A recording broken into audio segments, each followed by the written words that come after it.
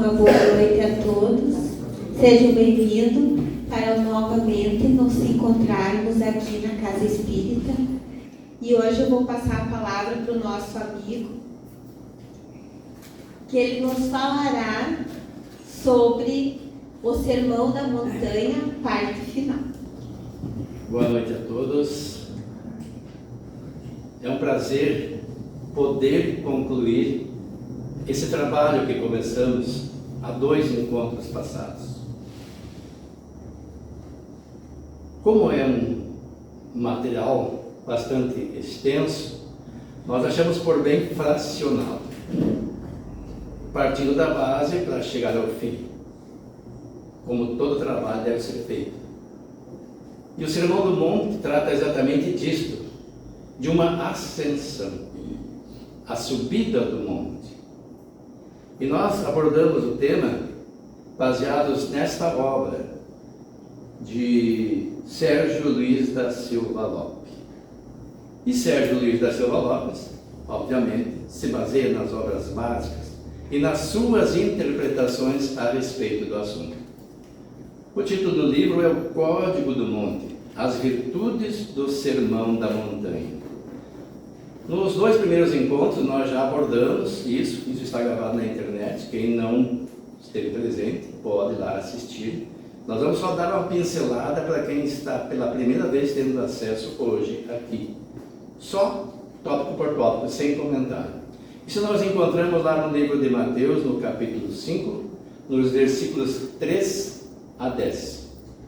E começa lá com bem-aventurados os pobres em espírito. Assim está nesse livro. E a virtude associada à humildade. E ele nos diz que a humildade, porque pobres em espírito seria aquela pessoa humilde, aquela pessoa que não é prepotente. Não é uma pessoa que não tem espírito, que não tem iniciativa, mas uma pessoa que não procura se impor, mas expor quando for o caso. Está ligada à humildade que vem do humus, da base. Então se começa toda uma construção da base. E Jesus começa justamente falando dos pobres em espíritos. E nós não vamos nem ver quais o chakra relacionado, porque nós já vimos isso num outro encontro. Depois tem bem-aventurados os aflitos, que tem a ver com resignação. Porque aflitos todos somos. Jesus disse: no mundo tereis aflições. E não excluiu ninguém, mas concluiu: tende bom ânimo, eu venci o mundo. Mas quem são os aflitos que seriam os bem-aventurados nessa hipótese? Todos então? Não. Aqueles que têm resignação, aqueles que não se revoltam diante da aflição, porque compreendem que isso faz parte do processo evolutivo e que suportam as vicissitudes da vida não no sentido de se acomodar, mas de buscar solucionar os problemas e esperar quando ele não vem de imediato. E isso o Espiritismo nos ajuda a compreender. Depois vem bem-aventurados os mansos, que tem a ver com mansuetude. Aquelas pessoas que não se revoltam também, assim como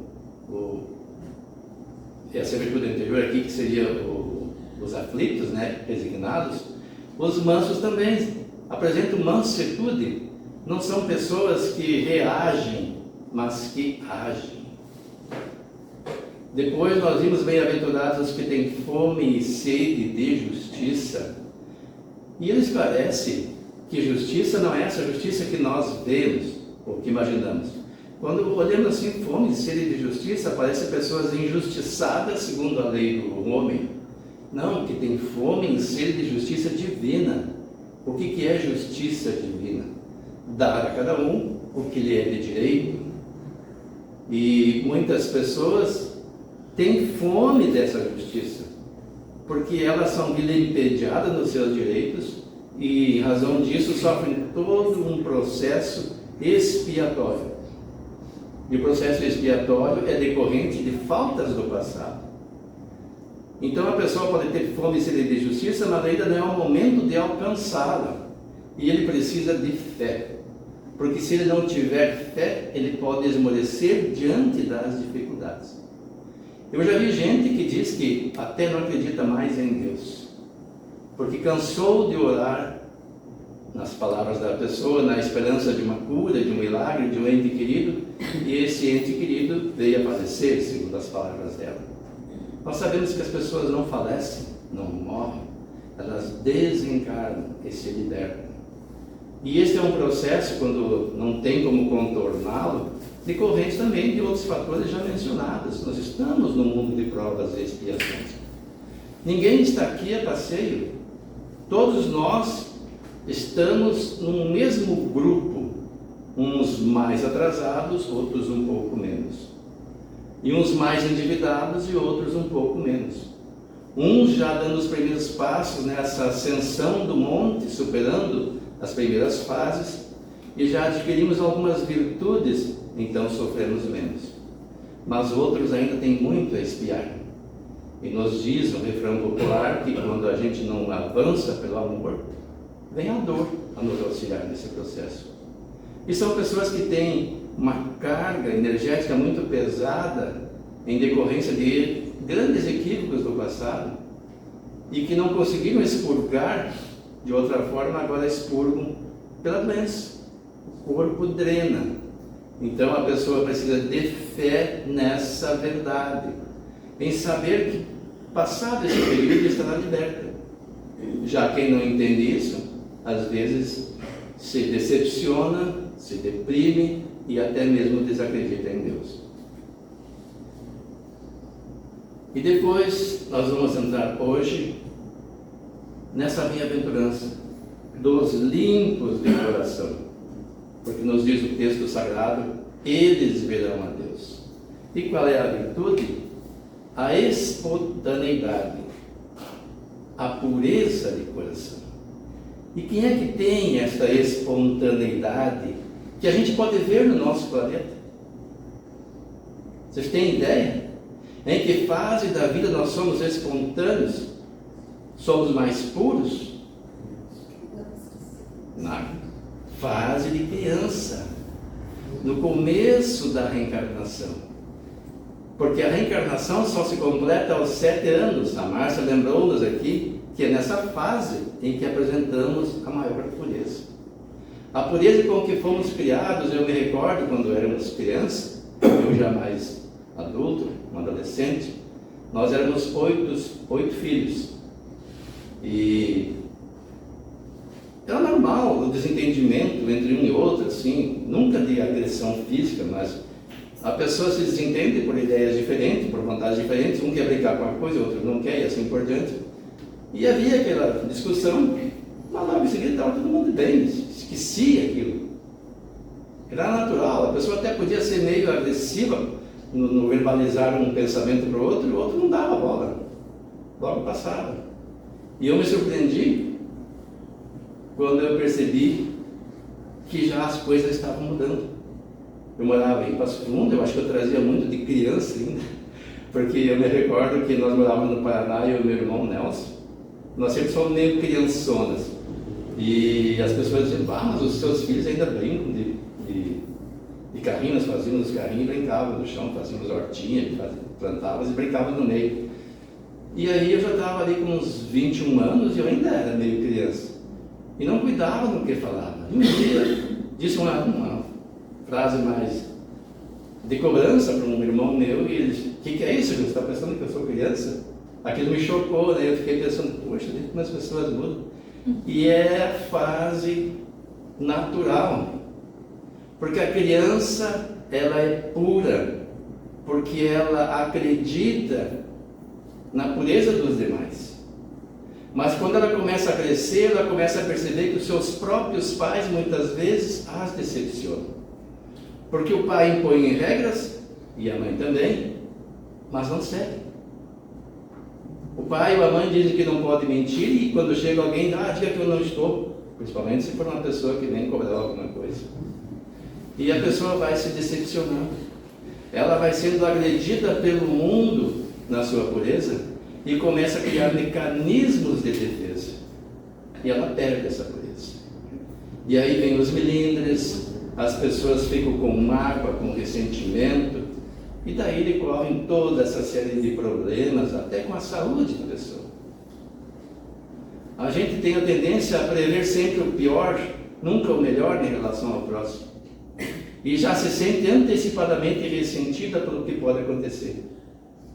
E aí vem os problemas que se manifestam no corpo, alguns no aparelho digestivo, outros na cabeça, com dores de cabeça, e várias questões dessa ordem.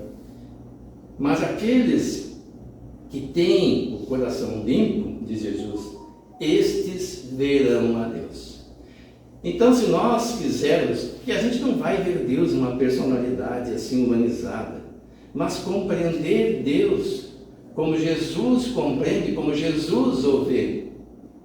E para isso nós temos um longo caminho a percorrer. Nós temos que passar por toda uma fase de reencarnações. Nós estamos na segunda fase, o mundo de provas e expiações. Depois vem um mundo de regeneração, onde a estada vai ser menos longa do que esta que nós estamos vivendo agora. É como se fosse uma fase transitória para mundos ditosos e mundos sublimes. São duas fases superiores, até que nós consigamos alcançar um patamar evolutivo em que não necessitemos mais reencarnar num corpo físico, a não ser por vontade própria em missão, mas não de uma forma coercitiva para impulsionar o progresso.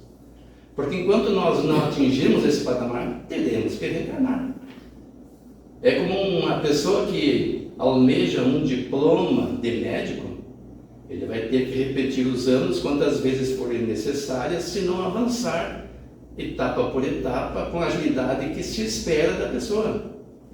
Passou a fase primária, passou o ensino médio, vai para o ensino superior e depois vai para uma pós-graduação, para um doutorado, até se tornar um especialista, está apto a trabalhar. Mas antes disso, ele vai ter que passar pelas provas. Em cada fase haverá provas. Se ele for aprovado, passa para uma nova fase, até que não precisa mais ser provado e poderá trabalhar. Assim somos nós, os espíritos, que nascemos simples e ignorantes, ignorantes no sentido de não conhecer as coisas, de ignorar, e de vivermos mais por instinto do que por vontade própria. E adquirimos então a nossa capacidade de escolha, o livre-arbítrio, e passamos a ser responsáveis pelos nossos atos. E começamos a evoluir. Começamos essa jornada de ascensão através desse monte, que é um monte que nós temos que ascender para atingirmos o patamar, ou o cume da montanha, melhor dizendo, onde seremos espíritos ascensionados. Mas isso não é possível se não tivermos a pureza de coração. Algumas pessoas poderão dizer, mas isso é muito difícil, porque tudo isso demanda perdão, demanda tolerância, demanda reconhecer que o outro está naquele patamar, como nós também já estivemos, ou quem sabe até nós estejamos e pensamos que o outro é inferior a nós, mas é uma questão de orgulho e de vaidade, que achamos que o erro é do outro, quando na verdade somos nós os equivocados. Então temos que superar esta fase, estamos todos no mesmo barco, como eu disse, no mesmo patamar. Às vezes olhamos um irmãozinho que vem mais atrás e achamos que ele é um espírito inferior e fazemos mau juízo dele, não nos dando conta que estamos na mesma fase. Por exemplo, quem está no ensino fundamental, no terceiro ano, não sei como é que chama isso hoje, é terceiro ano, terceira série. Como é que é? Não. Terceiro ano? As normas sempre mudam, as palavras também, né? É terceiro ano aqui. Ali tem um aluninho que tem muita dificuldade de acompanhar a matéria. Outro já tem muita facilidade. E aquele que tem muita facilidade pode se incomodar com o que vem atrás, porque acha que ele atrapalha as aulas. Mas estão no mesmo ano. Só sairão dali depois que cumprir a etapa e passar pelo exame final para ir para o quarto ano. E nós aqui na Terra às vezes queremos condenar os outros jogando a culpa nos outros pelo que nos acontece. Mas se nós não gostamos de estar neste ambiente, façamos por merecer em viver num ambiente melhor. Passemos de fase. E para isso precisamos desenvolver estas virtudes. Ninguém vai sair daqui por milagre. Jesus disse: o menor do reino dos céus é maior do que João Batista. Porque os seus apóstolos queriam ser o maior entre eles. E ele disse que o menor do reino dos céus era maior que João Batista. E João Batista era referência. Era como um paradigma de perfeição. Se o menor, que reino dos céus é esse? É um lugar lá em que está Deus e as pessoas puras? Não, o reino dos céus é um estado de consciência. E esse estado de consciência de pureza atrai outras pessoas semelhantes que convivem no mesmo local, no mesmo planeta. Isso se constitui um reino de Deus. O reino onde haja amor, não haja ódio. E se porventura alguém se equivocar, o perdão seja espontâneo e não forçado. Que a pessoa tenha esse coração puro, que não guarde ressentimento, que saiba conviver com os demais. Eu vejo muito filmes americanos, aliás, a maioria dos filmes são os americanos, né? Agora tem, de vários países. E fico assim admirado com a cultura de certos países, em que as pessoas sentam-se à mesa e conversam enquanto fazem as refeições. E um diz abertamente para o outro, filho para o pai e vice-versa, o que sentem a respeito. E percebo que eles têm uma grande facilidade de ouvir o outro e reflexionar a respeito e de perdoar. Quando eu era jovem, eu assistia esses filmes. Naquele tempo eu não tinha esse pensamento. Eu vi uma cena lá em que uma mulher traiu um homem e o homem a perdoou. Eu digo, mas se fosse eu, não traía, não perdoaria, jamais perdoaria. Eu tinha aquele sentimento de, uma vez sentindo-se vitimizado, vingar-se, como se a vingança trouxesse algum consolo para a pessoa. Como é que a pessoa sente-se depois? Vai estar melhor porque destruiu o outro? E essas civilizações mais adiantadas já têm esta compreensão. Às vezes dizendo que essas pessoas são mais frias, não têm a nossa cordialidade, até pode ser verdade, mas grande parte de nós ainda somos muito ressentidos, não temos esta pureza de coração. E o chakra relacionado é o chakra laríngeo, que tem a ver com a nossa verbalização. Porque quando nós estamos bem, nós somos capazes de dizer coisas boas, agradáveis às outras pessoas. E quando estamos mal, verbalizamos ódio, verbalizamos discórdia, até mesmo agressão, induzindo às vezes outras pessoas pelas nossas malícias a cometerem delitos. E nos diz o texto que as pessoas que têm um desequilíbrio nesse campo energético podem ter dificuldades na fala. Então, mas se eu tenho dificuldade na fala, então eu sou uma pessoa endividada. Somos todos, como eu disse. É um mundo de provas e expiações.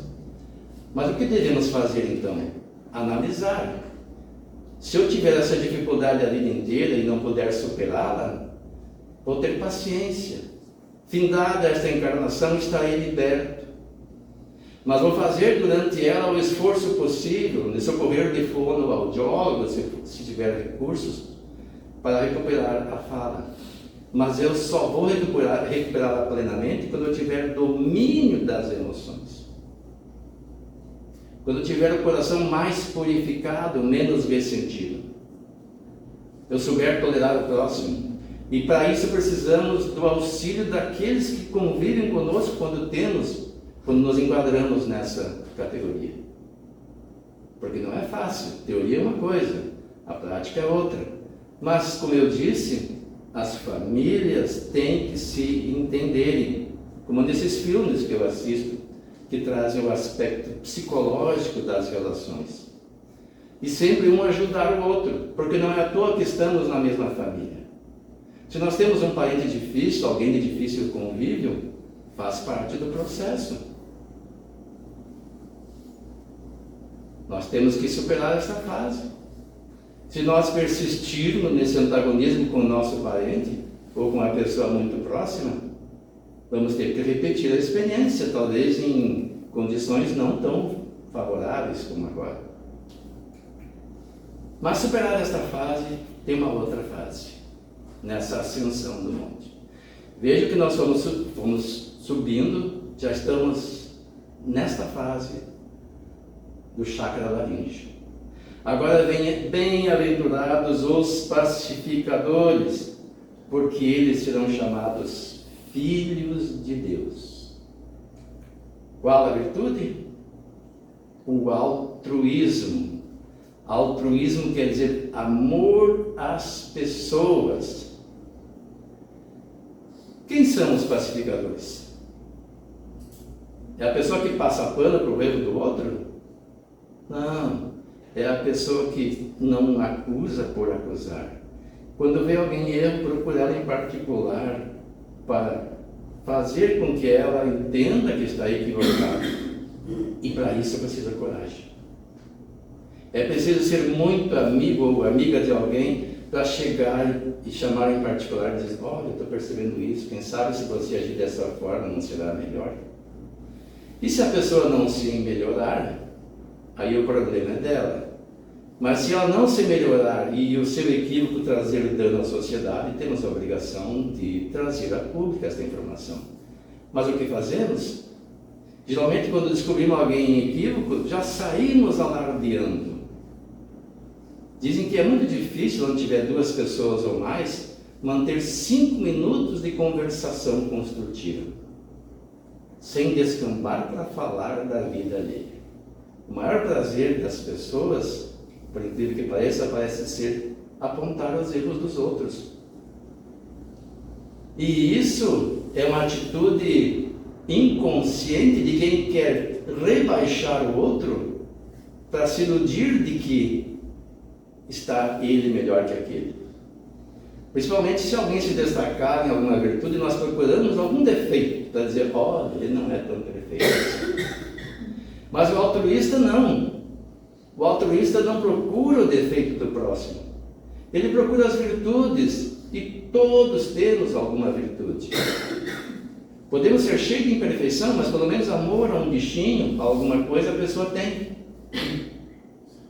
Tem um livro que diz como fazer amigos e conquistar pessoas. E uma das técnicas que ele ensina é, quando conhecer alguém, procurar alguma virtude da pessoa e destacar. Mas honesta, porque quando for forçada, a pessoa vai sentir.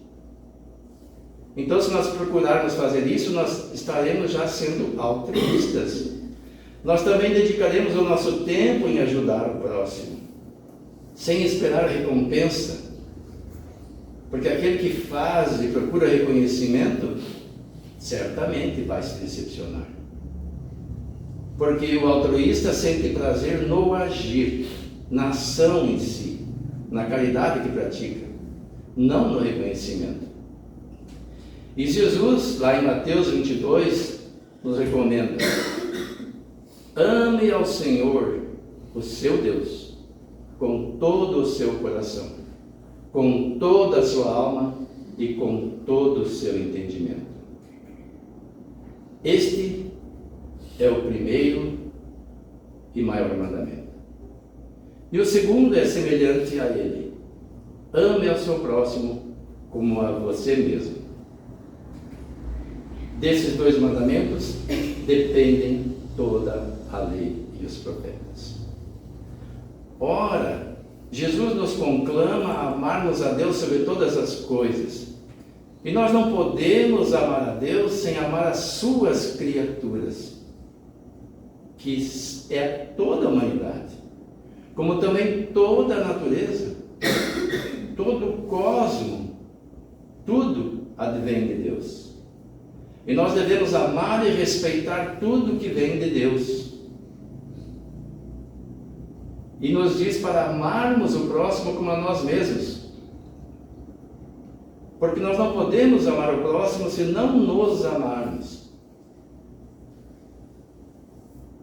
Nos aviões tem orientação, se houver uma despressurização, vai cair uma máscara, coloque no seu rosto primeiro e depois socorra quem estiver próximo, geralmente uma pessoa menos capacitada, como uma criança, no caso da mãe de um pai. E por que essa orientação? Porque se a pessoa quiser socorrer o outro sem primeiro tomar providências para sua própria vida, ela vai perder os sentidos. Ela não vai ter oxigênio para alimentar o cérebro.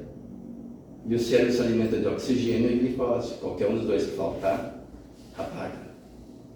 Então essa orientação no mesmo sentido, se eu quiser amar o próximo, se eu quiser fazer caridade por amor, primeiro eu tenho que ter auto-amor.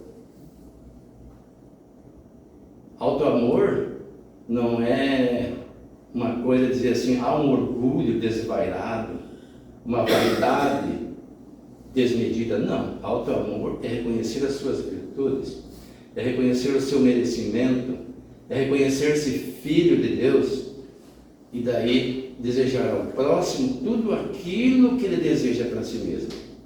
Porque quem se ama não vai desejar coisa ruim.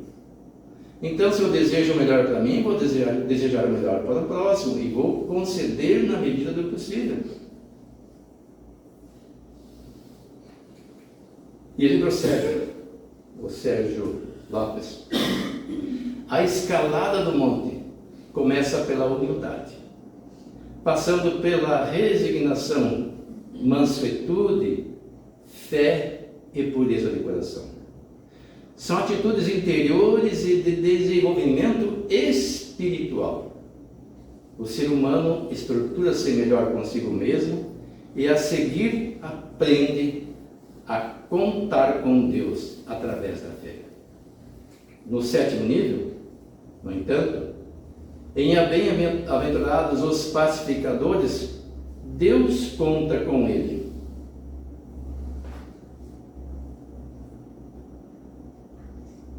É quando a pessoa percebe que precisa dar de si, agindo no bem e para o bem, torna-se um ativista da paz. E o chakra relacionado é o chakra frontal. E nós vamos ver o que ele diz sobre o chakra frontal aqui. Também conhecido como o terceiro olho. Na sabedoria oriental, esse é o chakra que se liga estreitamente aos níveis superiores do pensamento e à intuição. Não por coincidência, nessa bem-aventurança encontramos a correspondência do ensinamento de Jesus relativo às virtudes do pacificador. Uma vez que os pensamentos e a indução mental mais sofisticados acontecem nesse nível.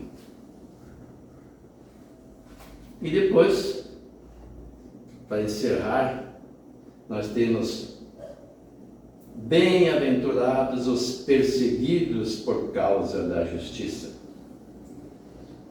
Lembram que eu disse o que é os que têm fome e sede de justiça? Aqueles que procuram o seu direito, aquilo que é de direito. Ou seja, se a pessoa não faz o mal, ela deseja receber o bem. Ela não quer ser perseguida. Se ela é uma pessoa virtuosa, ela quer ser reconhecida como tal. Se ela pratica o bem, ela acha injusto que alguém a persiga. E qual é a virtude relacionada à caridade? Por que a caridade? Quem não quiser ser perseguido, não faça nada. É tão simples. É só se acomodar.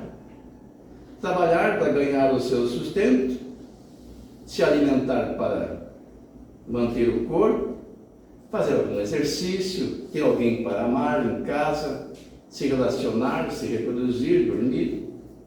Pronto. Ninguém me incomoda, ninguém está me enxergando. Mas se a pessoa começa a fazer alguma coisa em benefício do próximo, aqueles outros que estão nessa fase de acomodação se incomodam. Primeiro porque ninguém gosta de perder uma companhia. A pessoa acomodada vive para si própria, ela não se preocupa em auxiliar o próximo, em fazer a caridade. Ela quer estar em ambiente de festejos, quer estar em lugar que tenha fartura de comida e bebida, e música e dança. Isso para dizer o básico. Na satisfação dos seus instintos inferiores, na satisfação das necessidades mais primárias, sem se preocupar com a vida alheia. E tem bastante pessoas nesse patamar. E convivem, fazem troca de favores, e de repente alguém desperta, sente um vazio na vida. Hoje eu vi uns vídeos, nós vimos na Irene, a respeito da Tina Turner, que eu desconhecia. Primeiro me chamou a atenção porque ela estava cantando um mantra. Eu digo, mas a Tina Turner cantando um mantra? Aí fui pesquisar, ela fez muito sucesso cantando mantra. Mas por quê? Ela teve um momento da vida dela que ela sentiu um certo vazio. E procurou alguma coisa, e daí conheceu algumas pessoas que tinham essa prática de pacificação interior através da música, da cantiga, do canto, do mantra e da meditação. E mais que isso, elas fizeram um trabalho de... Eles publicavam os seus vídeos e tinham um grande alcance, e os recursos eram destinados a crianças, todos destinados a crianças. Ela morreu ano passado, se não me engano, né? Devido a algumas doenças. Mas eu me admirei na mudança, porque a gente vê os primeiros vídeos dela e depois daqueles ela cantando mantra. E aí, alguém pode se incomodar com isso. Ah, mas a Tina Turner, por que ela foi deixar de cantar aquelas músicas que eu adorava para cantar mantra? Onde é que você viu? Alguém pode dizer isso, né? E aí ela deixou de conviver conosco nas nossas festas, e isso incomoda, ela perdeu a companhia.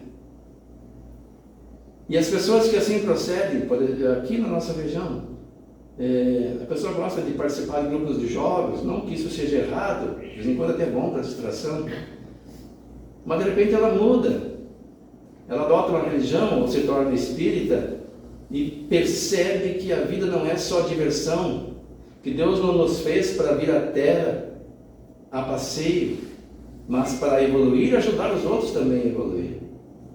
E a melhor forma de evoluir é através da caridade. Lembra que eu falei das pessoas que têm dificuldade, que se manifestam no corpo através da doença? Existe um meio de nós avançarmos, nos libertando dessas energias deletérias, que é o amor. E o amor se manifesta na caridade.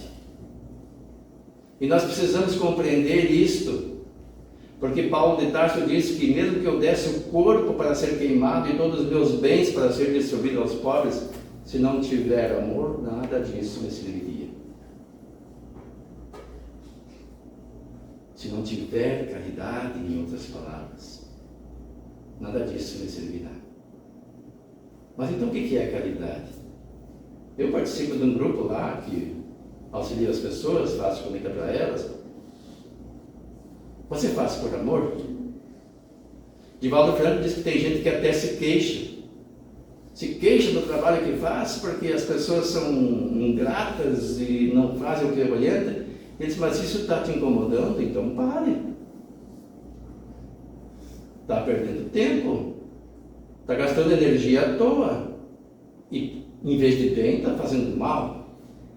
A caridade é aquela que se faz por amor, eu já disse, em que a pessoa fica feliz porque fez.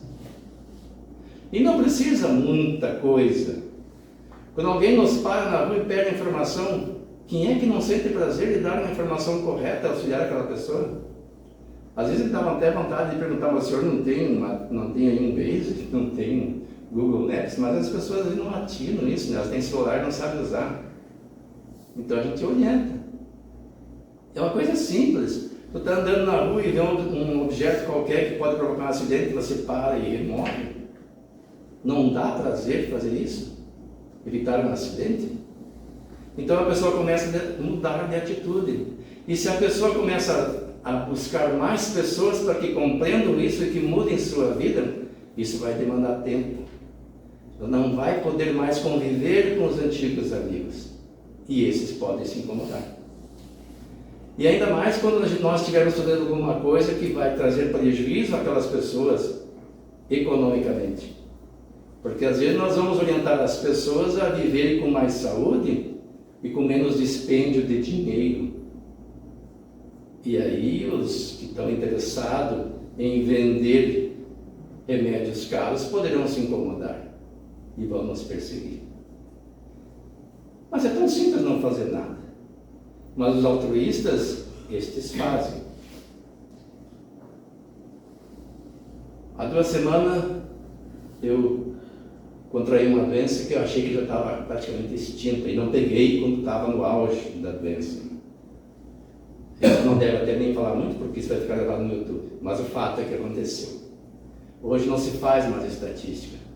Mas eu fui ao Unimed, eu estava com sintomas e foi detectado. Onde é que tu foi achar isso? Eu estava em Porto Alegre, eu até ia para Florianópolis, mas decidi voltar para casa para não contaminar os netos. Cheguei aqui, fiz o exame no Unimed e foi diagnosticado. E a minha filha soube e já entrou em contato com um casal de médicos que ela conhece, mas não é um casal no sentido de viverem juntos, mas que atuam na mesma área. E eu pedi, ela me deu umas orientações de medicamentos para tomar, vários suplementos alimentares, e depois ela mandou uma mensagem para minha filha pedindo como é que eu estava. Eu fiquei pensando, mas uma pessoa desse gabarito, desse nível, além de me atender pela minha filha de graça, eu pensei, não, deve ser porque é parceria, lá, coisa assim, né? Mas perguntar como é que eu estou quer dizer que ela se importa. E essa pessoa foi grandemente perseguida naquele período lá em que a doença estava no auge. E ela curou muita gente, mas foi compreendida, taxada por termos pejorativos. E daí eu pedi permissão, através da minha filha. Ela disse, ela gostaria que tu dissesse como está. Ela mandou o contato para mim. Mas eu nem a conheço. Aí gravei um áudio para minha filha, pedi para ela repassar para ela. E ela respondeu. Eu disse assim, será que eu posso publicar isso? Posso falar na minha palestra? Porque essas pessoas foram perseguidas. E eu digo, vou colocar no YouTube. E ela autorizou. Já o outro médico, a minha filha mandou uma mensagem, mas acho que não deu, estava num risquinho só. E como não houve tempo dele autorizar, eu prefiro deixar o nome dele de fora. Cortei a parte do áudio do nome dele. E a minha filha disse, não, mas pode falar, eu falo nas minhas lives. Ela é jornalista, né? Aí eu digo, não, mas não vou falar sem autorização. E essa pessoa é a doutora Mayra. Paizinha, tu está sendo atendido pela doutora Mayra Pinheiro, que foi do Ministério do Bolsonaro. Ela mandou uma mensagem perguntando como é que tu tá. Pois é, Carina. Eu até estava pensando quantas pessoas têm, até posso dizer, um privilégio, mas sabemos que não existe privilégio. São questões que a vida nos conduz a ter esse direito. E para nós esse é uma bênção. E que você que trouxe para nós. No teu estudo, no teu esforço, no teu caráter, nas amizades que você conquistou na vida, pessoas dignas e que se importam com o semelhante. Eu imagino o quão grande deve ser os compromissos dessa pessoa, o quão precioso é o tempo dela, e ela se preocupar em dedicar um pouquinho desse tempo para me receitar esses medicamentos. Isso não tem preço. É uma bênção, filha querida, uma bênção ter você em nossa família, e uma bênção a existência de pessoas como essa doutora, a doutora Mayra Pinheiro. Eu só tenho a agradecer a Deus por tudo que recebo. Às vezes eu fico pensando se eu tenho esse merecimento, porque isso não é qualquer pessoa que consegue. Mas eu ouvi uma vez do Espírito que se intitula Pai Inácio, que nós temos virtudes que não conhecemos também. A gente foca muito nas imperfeições, mas temos virtudes. E certamente são essas virtudes que me dão o direito de ter uma tia como você, de ter uma pessoa na família que conheça pessoas dignas como a doutora Maia. Eu só tenho a agradecer. Que Deus abençoe a você, que Deus abençoe essa doutora e que ela continue nesse propósito de fazer o melhor pelo semelhante, pela humanidade inteira. Muito obrigado. Que Deus nos abençoe. Que Deus abençoe todos esses médicos que, mesmo perseguidos, sempre se preocupam com o próximo, acima mesmo do que lhe seria mais conveniente ficar acomodado, andar conforme as forças opressoras querem que nós andemos. Mas não, a consciência desses homens e dessas mulheres são espetaculares. E o teu caráter, filha querida, o teu modo de agir é que atrai pessoas dessa estilo para o nosso lado. Pessoas abençoadas, pessoas valorosas. Que Deus os abençoe a todos, eu sempre peço. São esses que são perseguidos e que são muito esperados pelos cristãos e que quando aparecem não reconhecem, fazem com eles o mesmo que no passado os judeus fizeram com Cristo. Esperavam o Messias e quando chegou, o crucificaram. Agora esperando os salvadores, os enviados de Deus, e quando eles chegam, que querem nos auxiliar, os perseguimos. Mas eles são incansáveis, estão aí dando a cara a tapa, fazendo valer a honra da sua profissão, o voto que fizeram quando se formaram de defender a vida. Então, muito obrigado, doutora Maíra Pinheiro. Eu estou bem melhor. O dia que eu estive mais debilitado foi sexta-feira, depois foi evoluindo, embora alguns sintomas venham surgindo posteriormente, mas estou bem animado, cheio de energia. Claro, as consequências do Covid são inevitáveis, né? Mas, considerando o quadro da minha idade, eu vou fazer 66 no ano que vem, o ano que vem não, o mês que vem, né? Estou com 65 agora, em outubro eu faço 66, ainda na condição de diabético, eu tenho uma resistência muito boa. E certamente em poucos dias estarei ótimo, renovado de novo. Graças à doutora Maíra, a quem agradeço muito. Muito obrigado a todos. Deus os abençoe, repito. Oi, Karine, eu até chorei escutando a mensagem, que coisa linda. Mas diga para ele que é essa a nossa missão. Foi nos permitido estar aqui para servir a uma dádiva para quem serve, não para quem recebe. E é isso que me move todos os dias, viu? Conte comigo sempre. Mande um beijo grande para o seu Wilson. Diga para ele que eu quero ver ele rapidamente curado. Depois ela mandou outro vídeo, que quer me conhecer, talvez até me coloque numa live. Aqui essa foto foi tirada há 2 anos, né? Foi homenageada em Manaus. Hoje ela está com o cabelo um pouco mais claro, pintou de loiro e mais curto. Mas então é uma médica que passou por uma grande provação. Superou, está trabalhando, mas salvou muita gente e foi perseguida. Eu não vou nem dizer o nome, mas se procurarem o nome dela na internet vão ver o que colocavam na mídia a seu respeito. Os termos pejorativos de deboche, de escárnio, pessoas que querem só salvar vidas. Qual é o problema? Então são pessoas que são perseguidas por causa da justiça que procuram fazer,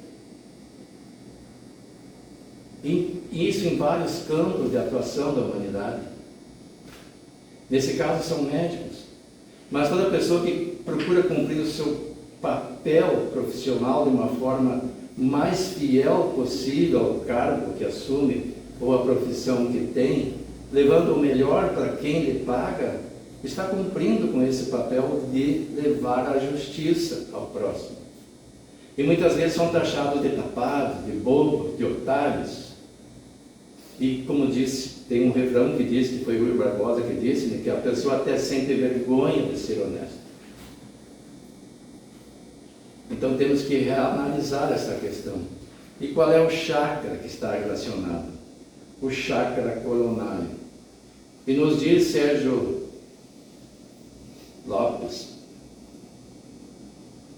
o centro da coroa, o chakra 7, está associado à conexão da pessoa com a sua espiritualidade e à integração de todo o seu ser físico, emocional, mental e espiritual.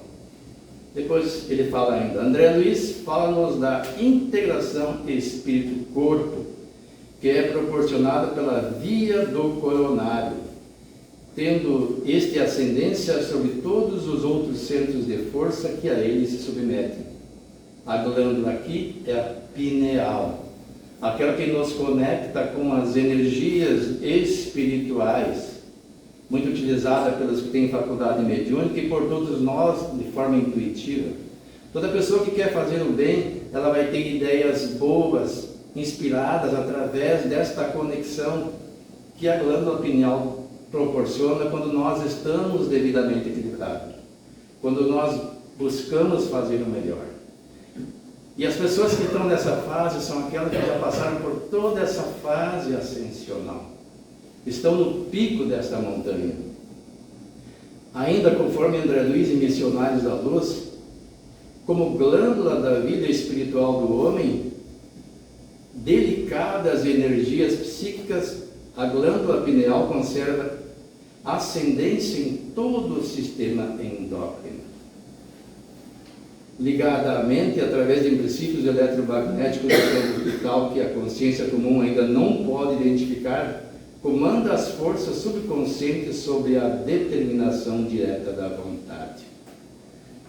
Então, a pessoa que está bem nessa fase, ela produz energias ótimas, salutares. Isso redunda num bem-estar físico e mental.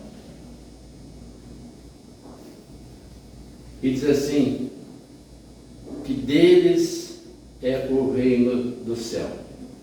A frase inteira é: bem-aventurados os perseguidos por causa da justiça, porque deles é o reino dos céus. Como eu disse antes, o reino dos céus não é um lugar delimitado, não é um lugar físico nem espiritual delimitado. É um estado evolutivo de pessoas que alcançaram esse patamar e que, findada esta encarnação, vão se encontrar com pessoas semelhantes, no mesmo patamar evolutivo. E pessoas assim só podem criar um ambiente de harmonia, um ambiente onde se viva realmente o Evangelho de Jesus. E esse ambiente se constitui então o reino dos céus.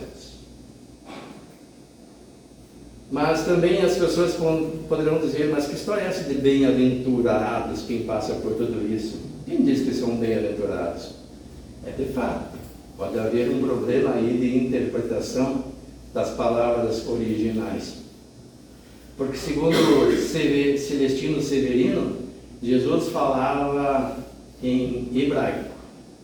Alguns dizem que em aramaico. Ele disse que aramaico era a língua usada como inglesa hoje, para falar com pessoas de várias regiões, mas entre eles mais o hebraico.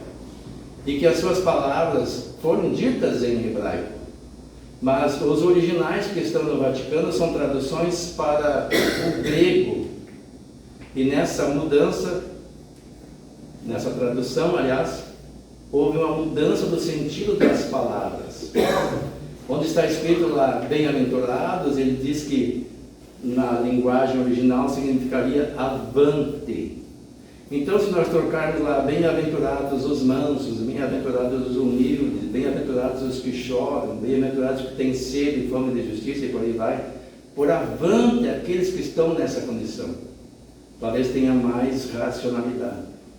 Porque bem-aventurados os que choram, nem todo mundo que chora é bem-aventurado.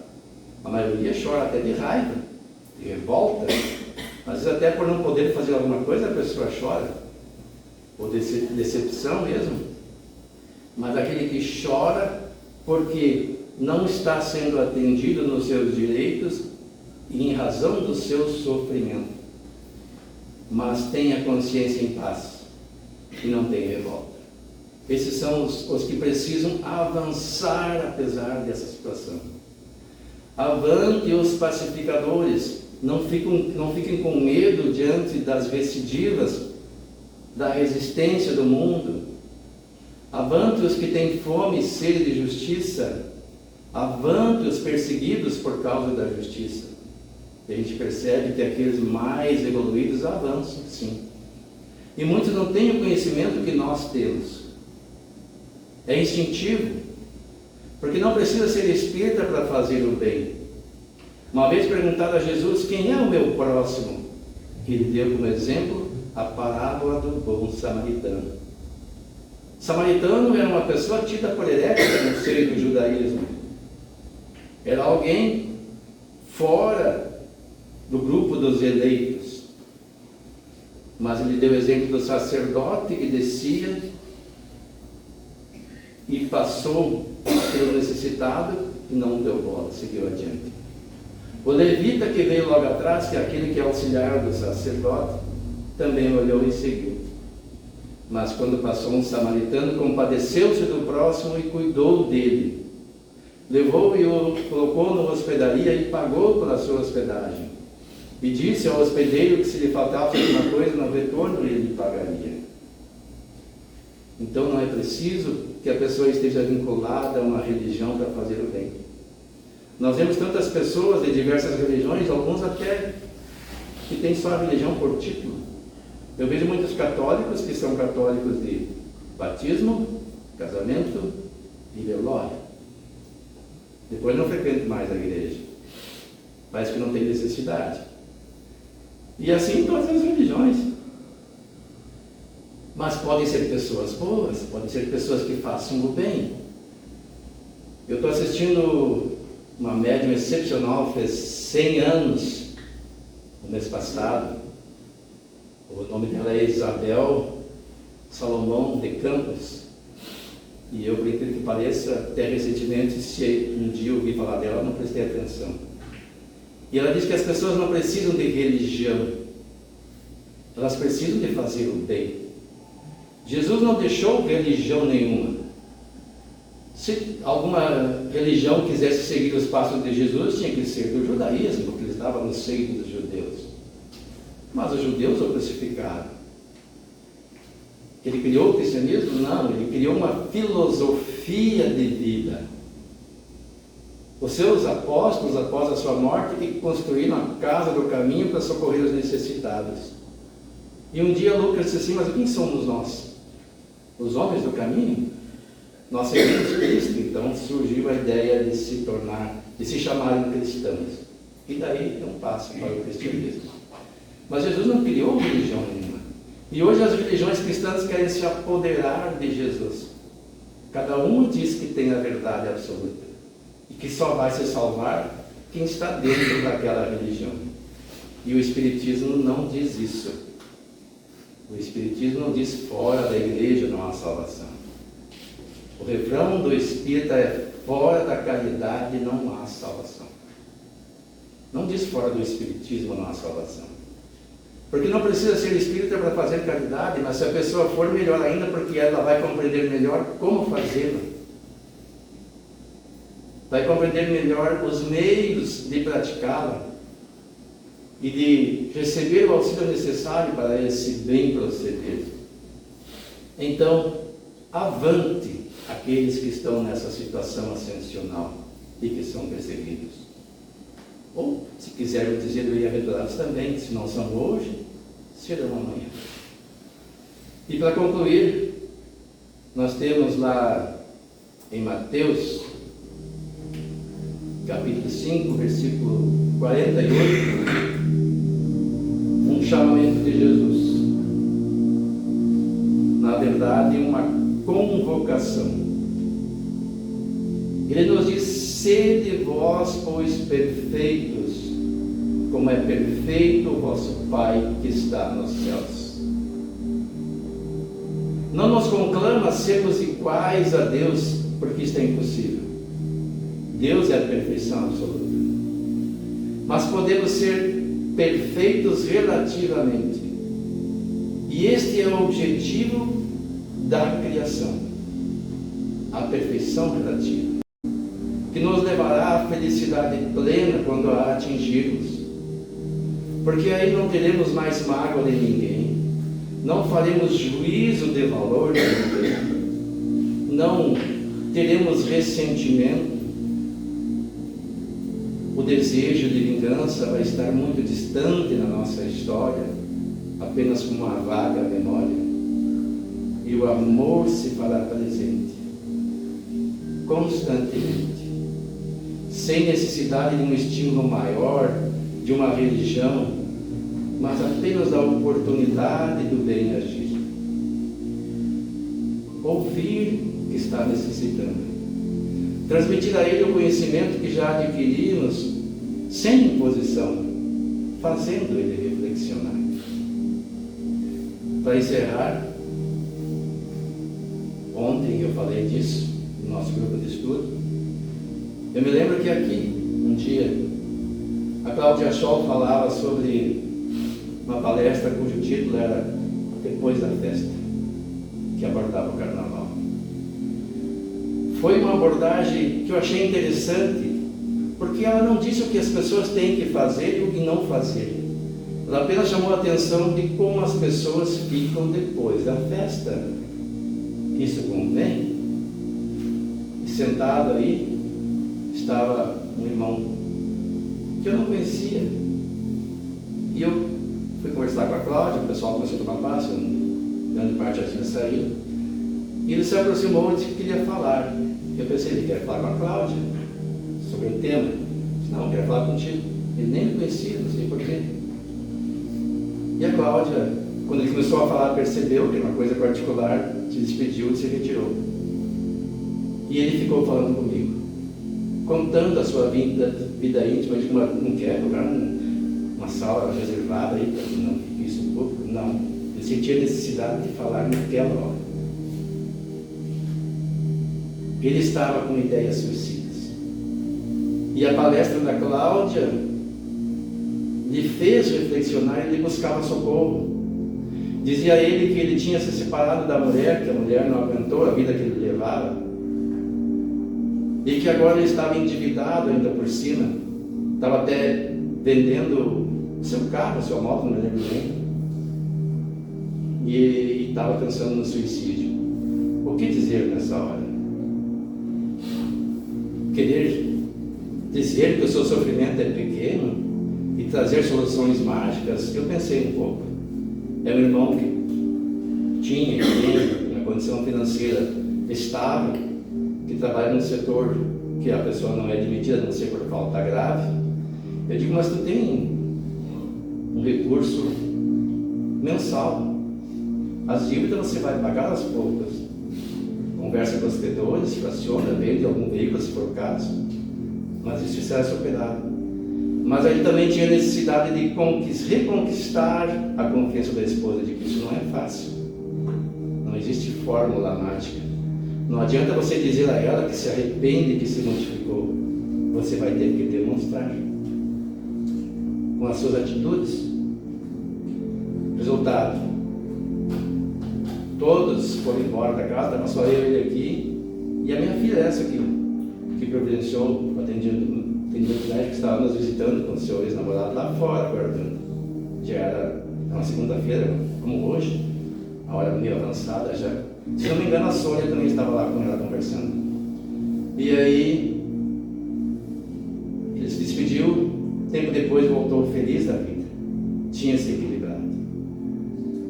E daí disse que ia se aposentar, ia voltar a conviver com a esposa, dedicar um tempo a ela, porque ela perdera, nas palavras dele, tempo com ele, abdicando da profissão dela e agora ela estava exercendo, mas prometeu que retornaria aqui. E eu até penso, isso não sei se vai acontecer, mas o importante é que ele está bem. Então, quando nós levamos ao próximo aquilo que já nos serviu, o alento nos momentos de dificuldade, de uma forma mais inteligente, embasada no conhecimento que o Espiritismo nos deu, nós fazemos a diferença. Nós começamos a dar os primeiros passos nessa escalada evolutiva, que um dia vai nos colocar nessa condição de espíritos perfeitos, relativamente, e que poderemos ajudar mais pessoas ainda. Como fazer isso? Fazer essa escalada. É difícil? Ninguém disse fácil. Mas toda jornada, para ser concluída, tem que se dar o primeiro passo. Quando Moisés atravessou o deserto, levou 40 anos, mas teve que dar o primeiro passo e atingiu o seu objetivo. Não vamos entrar no mérito da questão da demora, que isso é tema para uma outra palestra, mas que nós façamos isso, possamos dar os primeiros passos e, quando possível, fazer a caridade por amor. E queremos com essas reflexões. Que Deus nos abençoe a todos. Agradecemos ao Wilson pelas suas colocações. Vamos elevar novamente nosso pensamento e agradecimento a Deus por mais esse momento de reflexões, que possamos levar daqui nosso coração manso, de paz, de harmonia, que possamos ser mansos, que possamos levar Jesus no nosso coração e vivermos em paz e em harmonia em todos os momentos da nossa vida. Agradecemos a Deus pela nossa doutrina, que nos acalma, que nos consola, que nos auxilia nas nossas pequenas ou grandes dificuldades do nosso dia a dia. E que Jesus amigo esteja sempre conosco. E que a sua luz, o seu amparo, possa ser levado para todos que necessitam do seu amor, do seu carinho, tanto encarnados quanto desencarnados. Que assim seja.